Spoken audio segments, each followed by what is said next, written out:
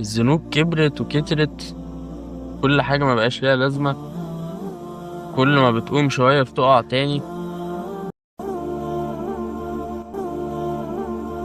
السلام عليكم ورحمة الله وبركاته، ازيكم يا شباب؟ عاملين ايه؟ يبقى الحلقة دي بتتكلم عن ايه؟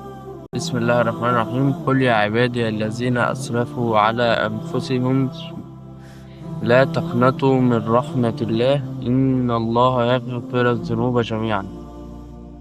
كلمة جميعا دي خطيرة جدا، رهيبة جدا. إن أيا كان أنت عملت إيه، أي ماضي، أي ذنب، أي شيء حصل قبل كده بيروح أكنك ما عملتهوش. كمان التوبة مش رفاهية أعملها أو ما أعملهاش، لأ دي ضرورية جدا، وهي المنجية ليك في الآخرة. قال رسول الله صلى الله عليه وسلم: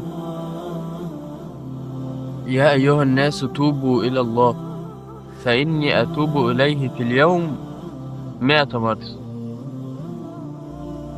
ده النبي، يعني ده النبي.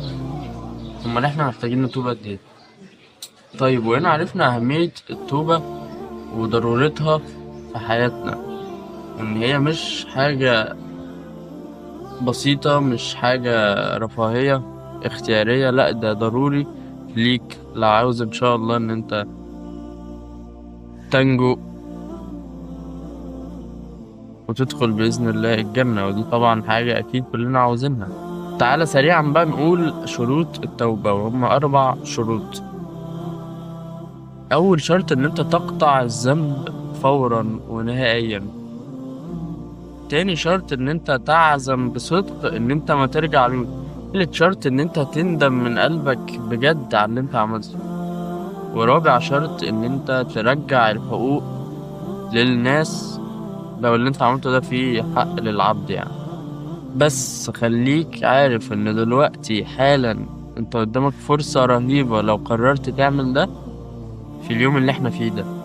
بس كده نبقى خلصنا حلقتنا، ومتنسوش تدعولي وتدعوا لنفسكم ولأهلكم ولإخواتنا في فلسطين. شكرا. متنساش تعمل شير لو الفيديو عجبك وشايف ان هو مفيد، او حتى تنقل الكلام عن طريقك انت لزمايلك، لاصحابك، لأهلك.